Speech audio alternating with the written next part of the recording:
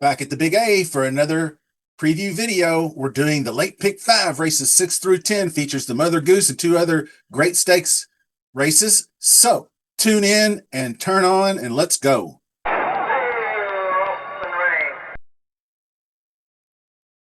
Hello, welcome to Billy Ho Sports. I was going to do the split the pot draw this week as an incentive based contest. We were less than 20 subs away. Now we're 20 subs from hitting the $3,500 milestone. So it looks like we're going to have to pass on this week. But once we cross that mark, we're going to fire up the wheel and draw a winner. And I might even do so anyway next week. This is just a slow week after the Breeders' Cup Classic and all that. So if you haven't yet, hit that subscribe button, help unlock that giveaway, and click that like button while you're at it. Leave a comment. Let me know who you like. A single for the pick five, maybe a couple of sleepers in there. And we're going to jump right into the past performances with race number 6. Let's do it. Okay, we're going a mile and an eighth on the dirt. 88K N1X. Number one, Dreamlike is one that I'm going to have much interest in. One of two entries by Linda Rice.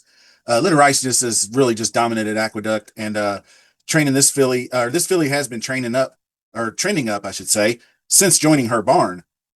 This is going to be the third start off the claim. Got the win the second out, going a mile, stretching out a little bit here. But for the gun runner gelding, I don't think that that's going to be a problem. Rail Post winning at a 22% clip. And there's some past back class here is what I was looking at. I know the Stephen Foster wasn't great, but it was a solid run in the Blame grade 3 at Churchill Downs. So I actually ran in the Breeders' Cup Classic once upon a time. But the Pennsylvania Derby way back in the day with Saudi Crown shows the back class. So if this horse can be trending back upwards, if we see 95 or 98 speed figure in this race, you can just write it down. Sharp workout coming in, hot combo. It's all of it lines up beautifully. Remarkably, Bill Mott raced at 7 furlongs last 3. Results haven't quite been there. Beaten 10, beaten 6, another 10. Speed figures are soft. No prior route experience, but the opportunity, the pedigree's there to get the distance, but just not going to have any interest in this one. I might regret it, but I got to take some stands. I'm taking a stand against Waitlist too. The other Linda Rice trainee last out, competed versus similar, finishing 4th and just a little over 3 lengths behind. Was fighting a sluggish pace, but the horse is 1 for 8 at Aqueduct and 0 for 4 at the distance. So not good for a pick 5 ticket there.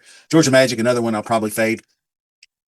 Flash some ability 2 starts back, winning at Saratoga, showing good early speed, can stay on, but beaten more than 20 lengths after setting similar front end fractions versus Allowance Company here last out.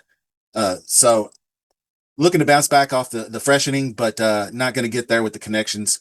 Much better. More horses like number 5 Commuted that I like. I like Falcone and Santana hooking up here. Sharp looking 4-year-old by Gunrunner. Also, 2 race win streak. One at Saratoga, the other one here at Aqueduct going a mile. 88, 89 speed figures. Those last 2 are right on par. I think the stretch out will be great for the Gunrunner. So we're going 9 here. Definite chance to win.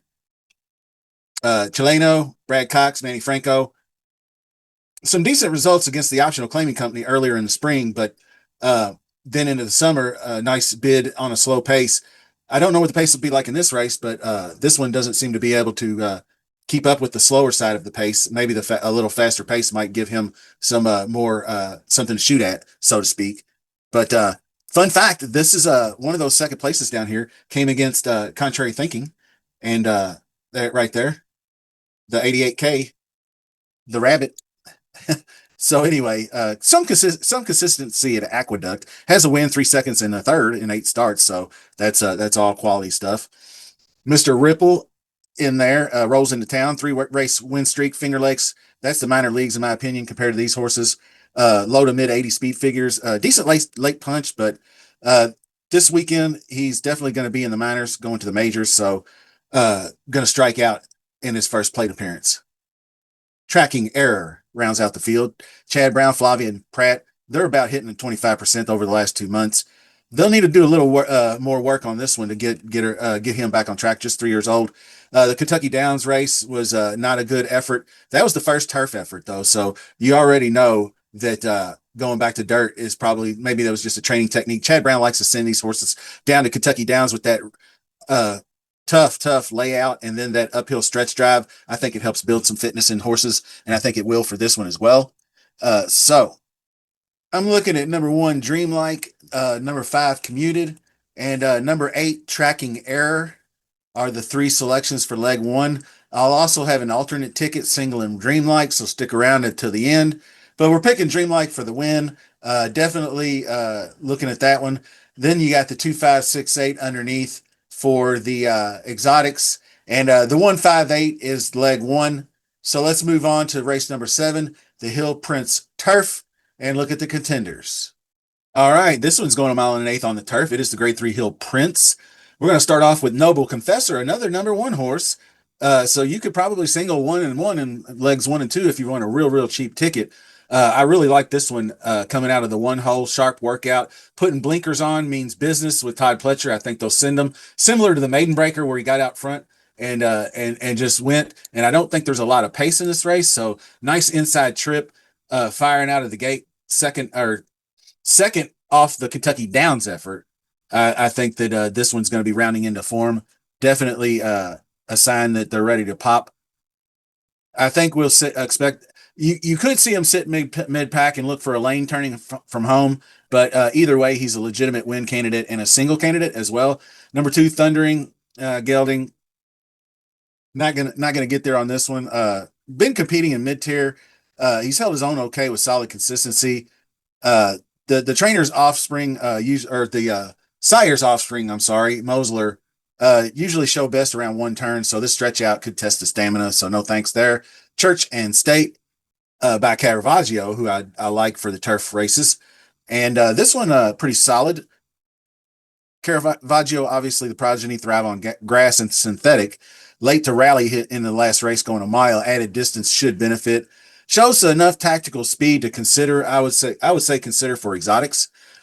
Laszlo, getting a new stable of Carrie Bryan, but I just don't think so. First after the claim, she's definitely very good. 27% in 11 starts first after the claim, but I think there's more that I like better here. The speed figures were a little low in the claiming ranks and racing out of Laurel Park and Laurel Colonial. So no New York experience is a knock. So we'll pass on that one. And then you got Salil Volante, and that one, Caracante, another strong offspring.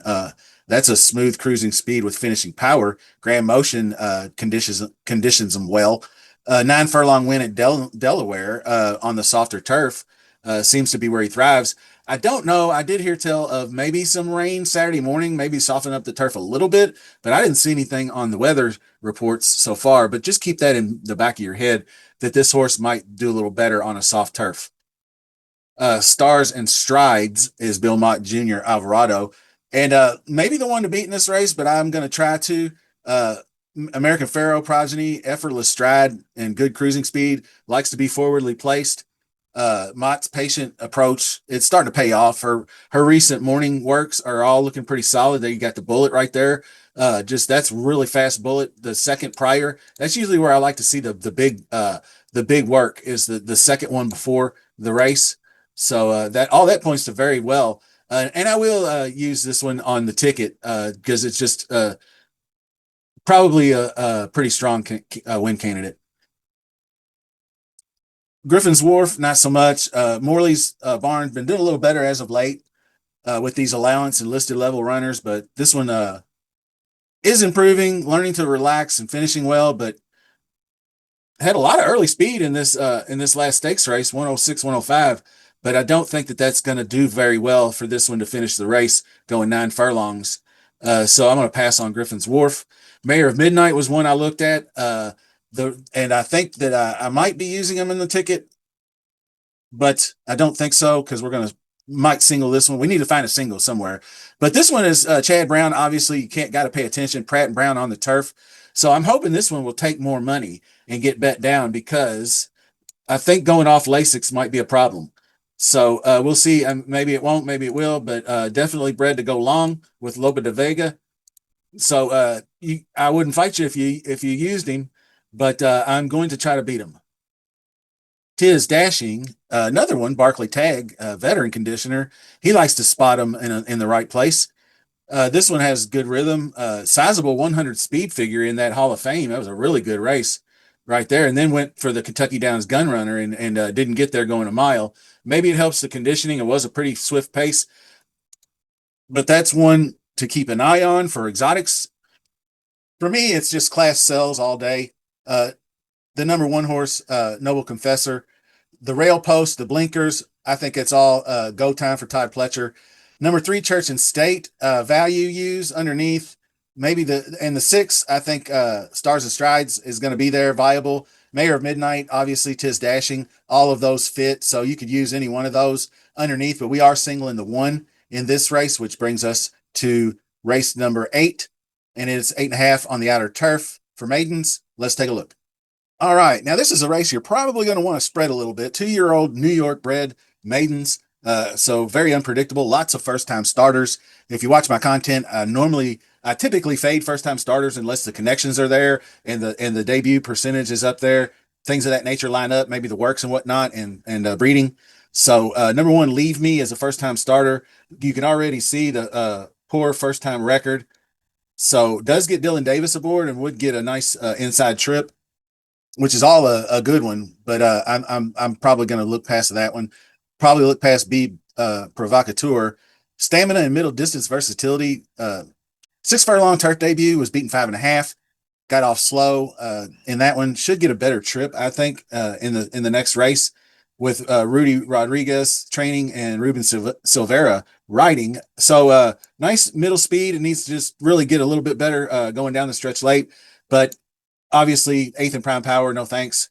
Golden Marsh is another one. The connections aren't there for me. Often needs a couple of starts under these under Donk's barns, so we're tossing that one. Snickery, interesting one. Didn't really get there, going 6 for Mark Cassie, but we're stretching out. It's newly gelded, Nick's Go offspring. We're still trying to define what they are just yet, but trailed all the way in the debut, only a mile late rally. Bred to stretch out, so could compete. I would keep him on your radar. Uh, Kotlikoff is the next one up, and that's Bill Mott. This one really just didn't get out of the gate. It was a really terrible race, evidently pulling it off the turf, and they decided to run him anyway. And he broke so slow and was just plodding around the course, beating 24 lengths. So going back to the grass, Dam has 6 winners from 7 starters and 4 turf winners. So pretty solid breeding there, but I'm not going to get there. I don't mind if you do. Probably no more than an exotics flyer for me. And then you have Speedster. And this one's making the move to dirt. Was going to do it last race, but that one was pulled. Similar results to Speedster. Got beat 26 lengths and 26 lengths in the debut. So definitely a pattern on the dirt. So gonna definitely chance to improve. Damn, there you go. One turf winner there. Sired by Justify. Everybody loves Justify. Progeny on the turf, but I'm not going there. Now, this one I'm considering Hell's Kitchen. I'll talk about that in a minute. By City of Light, Mike Maker trains, pressed a very fast pace this same race. Uh, I think that's Gaming Wizard that won that. So Hell's Kitchen was 2-1, 3-1 in this race. So beaten 14, but was on the pace the whole way until they hit the stretch. And once they hit the stretch, he started falling back. So I like the way they pressed a fast early pace. I think that's going to be good for the foundation, so to speak. Nick Juarez value on the turf. Not flashy, but skilled at saving ground and finishing strong. So definitely like this one. Newland has experience, definitely pretty consistent so far with the 1 second place finish when it was off the turf on the dirt. So not sure what to think there, but sired by Munnings. The big work here, if you take a look at this one, November 1st, 4 furlongs and 48. That was 1 out of 219 that worked that day. So definitely sharpening this one up for a move forward. So keep an eye on that. And then you have Mosconi. Like I said, connections aren't there. First time starter, we're passing. Make a prediction, still a maiden after 4 races, making 5th. Adding blinkers, I'd say go in a mile and 16th. Last race should help. Got there pretty good, 2 1/4 lengths. Didn't really lose a ton of ground. Made up just a hair a bit late in that race. So definitely improvement on the rise. Not so sure for the win, but should be able to sit just off the pace and make a sustained run. So I could definitely see using them, but I think I'm going to leave them off the ticket. Then you have Big Frosty, Tranquil Sea. Neither of I have much interest in. Yeah, I'll just have to pass. Jack's World, that was the one that I need to mention to you. If anybody scratches, Jack's World gets in. Ran in the same race that I just spoke of with Hell's Kitchen. Now, took a different route, but did end up passing up Hell's Kitchen by about 3/4 lengths coming down the stretch there, but chased that pace, closed into it. So I think both of those races were key races. This one's Linda Rice, Dylan Davis going on the ticket if he draws in. If he doesn't, then it's just that much cheaper for you because I'm not going to add another horse. I just wanted to put him on the ticket in case he draws in. So, uh, like I said, fading the first timers. And I don't know if this is going off the grid or not. I haven't gotten odds yet, but the number seven Hell's Kitchen, I like that dirt effort. It looks a lot better to me. I think that he'll be able to transfer over quite well. And then the number four Snickery should improve. Newland, and of course the number 10 uh, was in there as well. So I did spread four deep. I said we needed a spread. So 4, 7, 10, 13 is what I'm going with. I'm going 4, 8, 10, 13 in the exotics. That brings us to race number 9, the Mother Goose. Let's take a look. Okay, the feature race is the Mother Goose. I had an Andrew Dice Clay reference for that, but I think I better hold off on it. So anyway, we're going 9 furlongs on the dirt. Being myself, number 1, Sherry DeVoe, hook up with Johnny V in the irons by Curlin, draws the rail, 22%. That's always a nice advantage. Third off the layoff, looking to improve is an angle that I like, especially with a trainer like DeVoe, who's just been really, really good. Solid trainer this year, really good in New York. 21% third off the layoff. So give a good look. Queen Azteca is one that I had some trouble trying to figure out. Now, good vibes at in the Mid East in Maidan. Won the Oaks and then tried the UAE Derby. Didn't place very well there, but went up against the boys. A little light on the average win distance, so I don't know if the added distance will but I mean, it was a mile and a quarter. That's what I wanted to talk about. The Alabama. So 6.5 average wind distance doesn't scream to me, and 6.9 on the dam side. So I always look for if I need some stamina, I always look for the dam to be like mid sevens in that average wind distance. But I don't know, 6.5, 6.9 seemed a little suspect to me. But she's running it before. She's run a mile and a half before, mile and 3/8 before. So I guess the conditioning is there. So I'm just not going to be able to get there on the ticket. Lemon Zest also not going to get there. Front runner, I don't think the speed holds. The Remington Park Oaks was beaten by another horse that likes to be up front, and I don't think up front's going to get it done in this one. So it is Brad Cox, Flavian Pratt, and hopefully it takes money. Sounds good to me. Pull it off of the other ones. I hope the number 4, Our Daydreaming Girl, takes a lot of money. The third by a neck in the cotillion was solid enough, definitely. Coming in off that terrific performance, but she outran her odds in a big way, 43-1, got the 98 speed figure. The pace just set up exactly right for her to get there, and I don't think that pace is going to be set up here. So another one I hope, First in Prime Power, takes money. I can pass on. Philly Freedom I considered, Chad Brown, and broke her maiden in an 8.5 or 8.25 length victory, big time. I mean, Chad is the best in the business. Second off layoff, obviously, 26% greatest stakes, obviously, maiden win last race. All the big times. So this one I would not leave off like your exotics ticket for sure. But I think I can beat her. So I'm going to beat her with this number 6, fully subscribed. And while you're at it, fully subscribe to Billy Ho's Sports so we can do some contest draws. Let's get that 3,500 subs. Now, this one broke her maiden out first out impressively, then jumped up to a mile off the on the 2025 debut. Probably needed that race, third by a length and a half, right there with Dylan Davis aboard, and then goes to the mile and an eighth. This is the race I really like. Probably should have gotten there, beaten favorite, but when you lose by a neck like that, sometimes you just lose a head bob. So I love these connections. I love the sire tis the law. So all that good. Bought for 300,000 at auction. Good horse. Q, the Duck Boats, has shown some steady progress. Bernardini filly broke her maiden going this distance at Churchill. You can see that Bill Mott development. I mean, just come right out of the gate at a young age and just starts banging out second, first place. Broke the maiden third try. Hasn't been worse than the fourth in the Damsel. But that is the all weather. He's 3 for 3 all weather. Look at that. All weather to dirt 3 for 3. So Bill Mott knows something. So there she was. Another one. You can see the EP of 8 wanting the early lead. I don't think she gets there. If she was allowed to sit just off the leader and press, she might be able to take the front.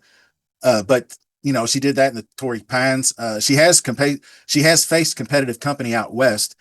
So she's got that going for her. Round out the field with Drexel Hill. I would have really liked to have seen another race after the Oaks for this one. But 6 months is a long layoff. Whit Beckman, I like Whit Beckman. I'm actually graduated from the same high school he did.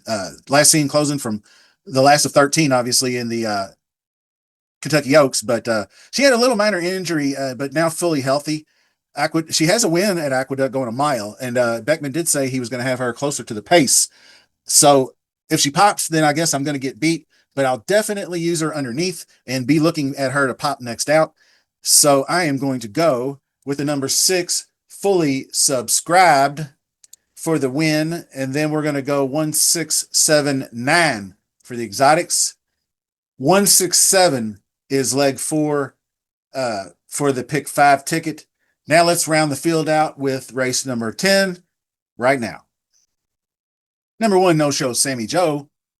Much needed layoff after this grueling mile and a half at Saratoga here on a yielding surface in the Glen Falls.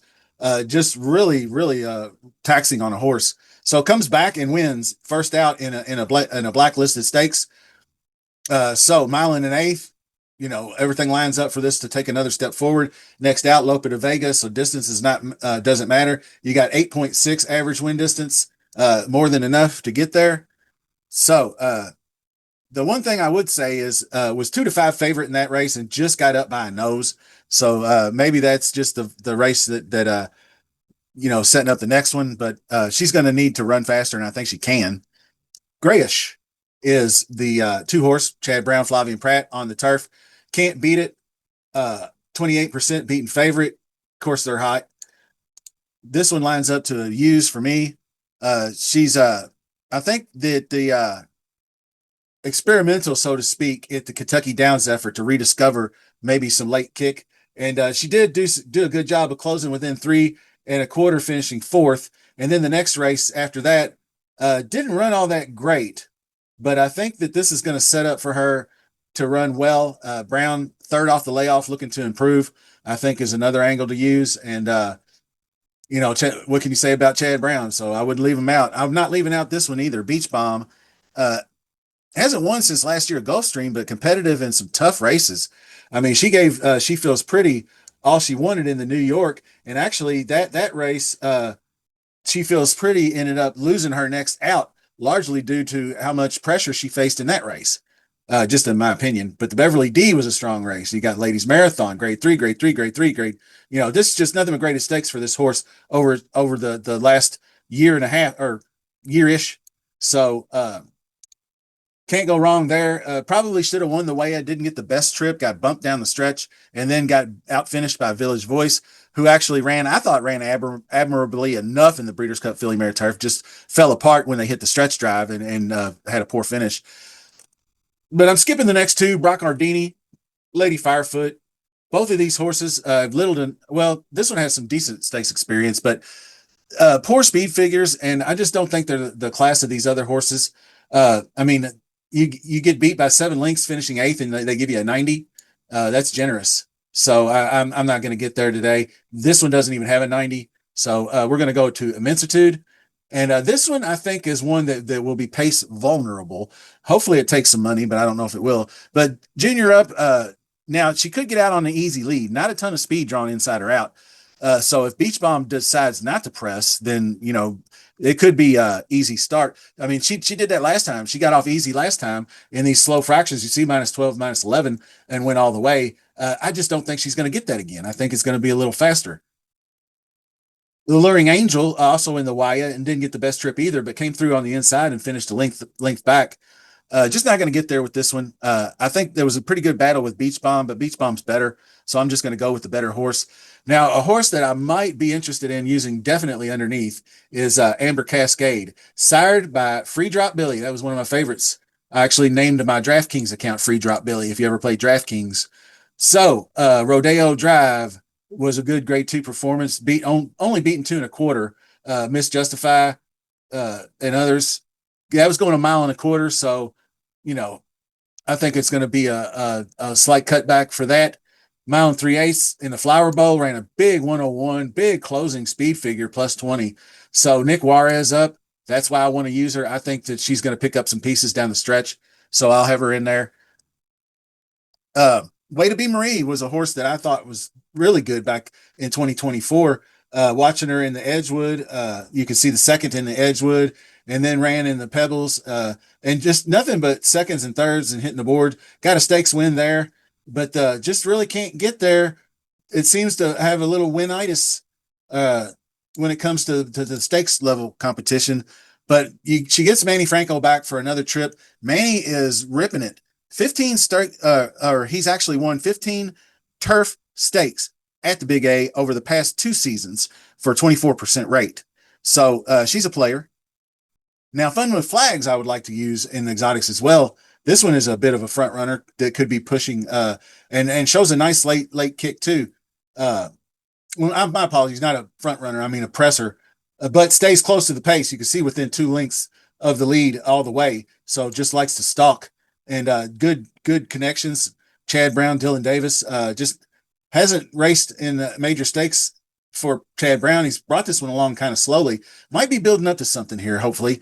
But did have some good success in France before coming over. So I think that that one looks pretty good to me.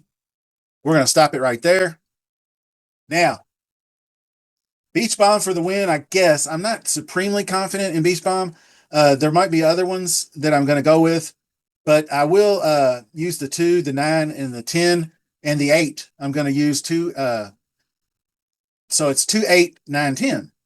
Leg 5 is going to be 2, 3, 9, 10. And that ticket is going to make things a little pricier than usual due to the 13 drawing in if he does. Now, if not, it's going to be like a regular $54 ticket like I always do. But even with the 13 in the race, it's still a $72 ticket. So, but I will give you an alternative for much less. But if you do want to make some adjustments, you can single the 1 in leg 1, which is my top pick there and a strong anchor. You could toss out the 4 in leg number 3 to lighten things up. But either way, it gives you good position without losing too much coverage. But 50-cent pick 5 ticket number 1. Leg 1 is the 158. Singling the 1 in leg 2. Then we go 4, 7, 10, 13 with an asterisk in leg 3. 1, 6, 7, leg 4. 2, 3, 9, 10, leg 5. So alternative ticket, singling the 1 in the first race. And then leg 2, we're going to go 1, 6. That's the one with stars and strides. So we'll go 1, 6, leg 2. Then the same 4 in leg 3, 4, 7, 10, 13. The same all the way out, 1, 6, 7 in leg 4, 2, 3, 9, 10, leg 5. So those are 2 optional tickets, but make sure you check back Saturday morning, post scratch adjustments. A lot of times these tickets get thrown into flux and you got to go back and readjust. So I always do a pinned comment, or try to anyway. So anyway, make sure you subscribe to the channel, leaving that comment for future draws. Let's hit that 3,500 or 3,500 subscriber mark. Click that like button on your way out, and we'll see you soon.